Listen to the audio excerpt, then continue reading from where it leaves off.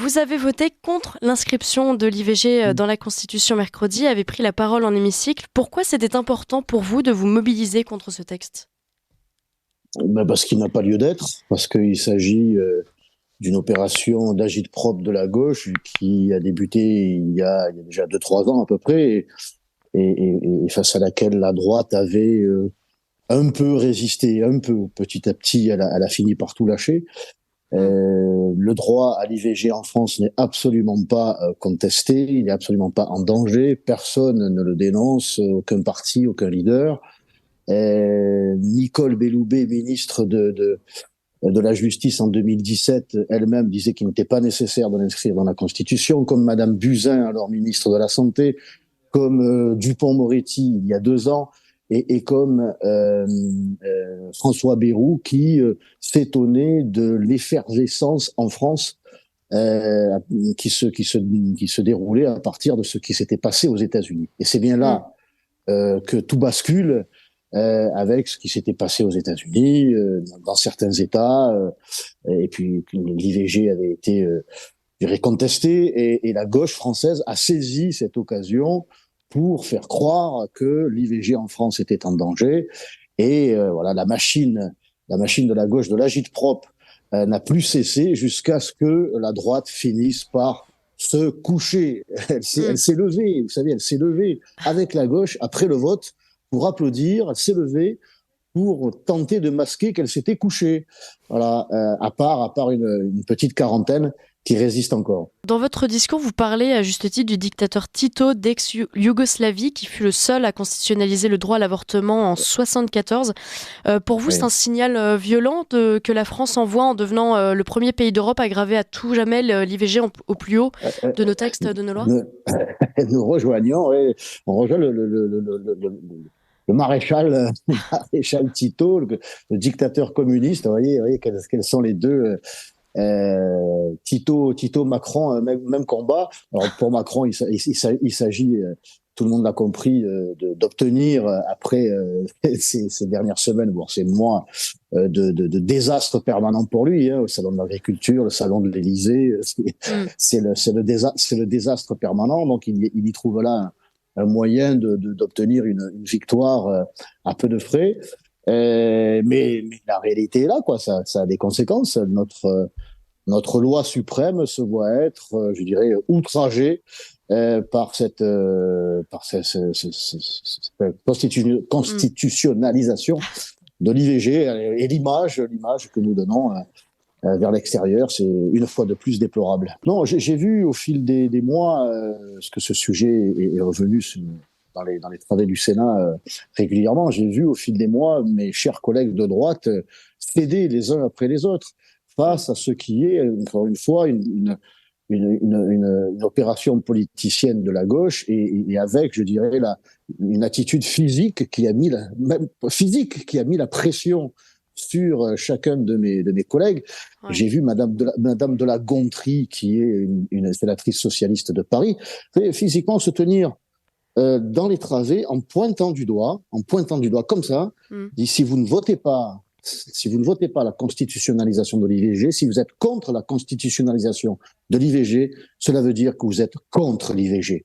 Et j'ai vu mes chers collègues sénateurs LR trembler, vraiment avoir cette crainte, cette peur de subir ce que la gauche considère comme être une flétrissure, d'être contre l'IVG, et céder pour ne pas être accusé. C'est vraiment l'accusateur public, c'est 1793, parce que l'IVG, et à travers la constitutionnalisation de l'IVG, c'est le tabou en France. Et justement, comment vous l'expliquez, ce tabou ? Parce que l'immigration, lui, n'est plus un tabou. Je crois que les Français, il n'y a plus de débat, dans le sens où l'écrasante majorité des Français quand même a compris que cette politique était un fléau. Donc le tabou est tombé. Il reste vraiment ce tabou de l'IVG. Et il ne s'agit pas, encore une fois, de remettre en question. Hein, c'est la constitutionnalisation. Hein. Bon, alors qu'il y aurait quand même tant à dire. Mais c'est vraiment le dernier bastion de la gauche. Mm. qui a voulu récupérer ce bien idéologique. Parce que vous savez quand même que c'est quand même la droite qui a voté en 1975 ce texte, ce droit à l'IVG, Simone Veil, le gouvernement de droite, un président de droite, et ça, la gauche ne l'a jamais supporté. La droite lui a volé ce qui Oui, ils ont voulu se lui appartient réattribuer. idéologiquement de droit. Donc, Ouais. ils ont voulu se le réapproprier. Puis, c'était très théâtral quand ils sont sortis dans la salle des conférences, les embrassades, les accolades. C'était délirant, Ouais. délirant. Bon.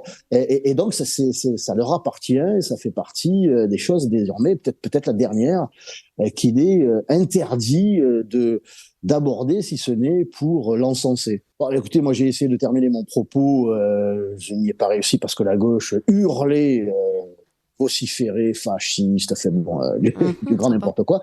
J'ai regagné ma place, et puis Madame Vogel, une sénatrice écolo qui devait prendre la parole, je le savais, c'était son tour de sa place dans les travées.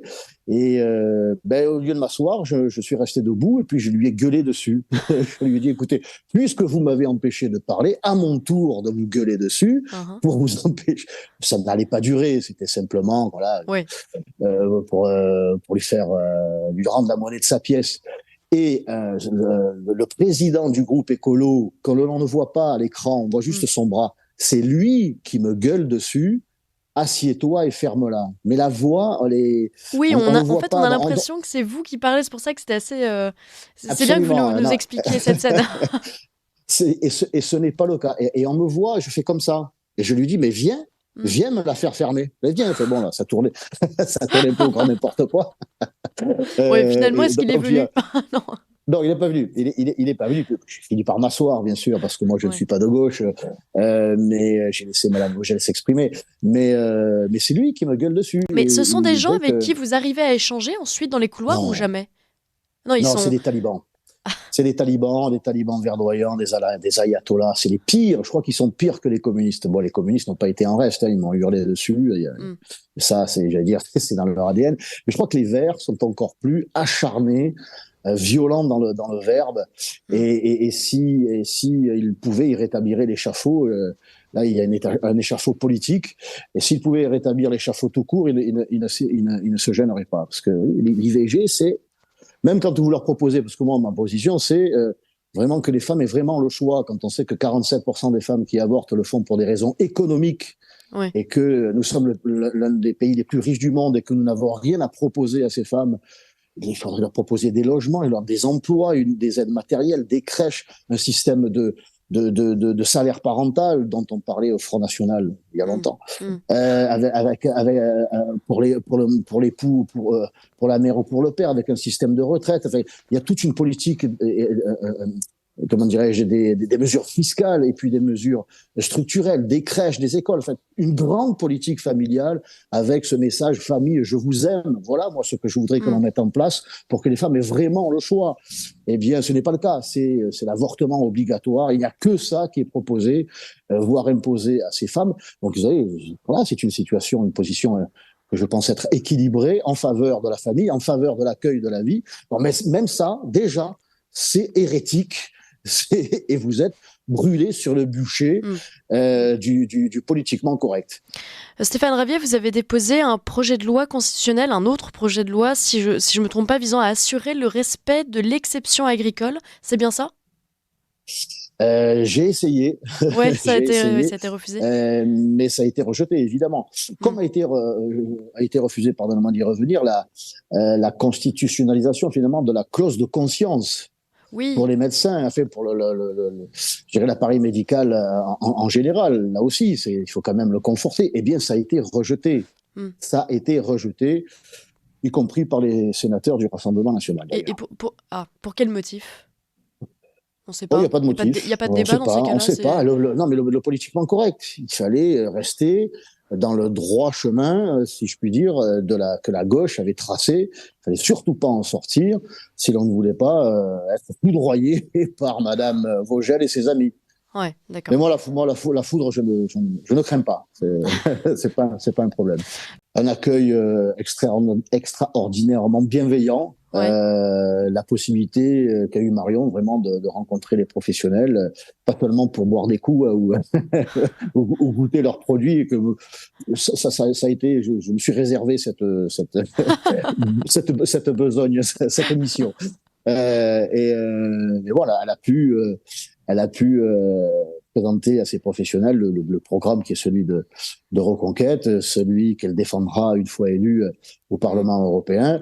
Et puis à l'écoute des professionnels du monde paysan, des paysans demandeurs Ouais. d'une présence de Marion au Parlement européen, parce que convaincu qu'elle y fera un excellent travail. Non, On a croisé pour Marion. le cortège de Marion Maréchal avec une véritable chorale derrière elle de chants Oui, oui, non, non, paillards, c'était assez amusant. c'était très sympathique et sérieux à la fois, quoi. Ouais. C'était vraiment une belle journée. Est-ce que les agriculteurs se sentent véritablement concernés par les européennes? Parce on a parcouru les allées du salon de l'agriculture aussi, et généralement, ils avaient l'air de dire que finalement, ils n'y croyaient pas tellement, qu'ils croisaient beaucoup d'hommes politiques, de femmes politiques, mais que c'était plutôt de l'apparat, de l'opération de com. Vous, c'est ce que vous avez Bah, ressenti de leur part ou...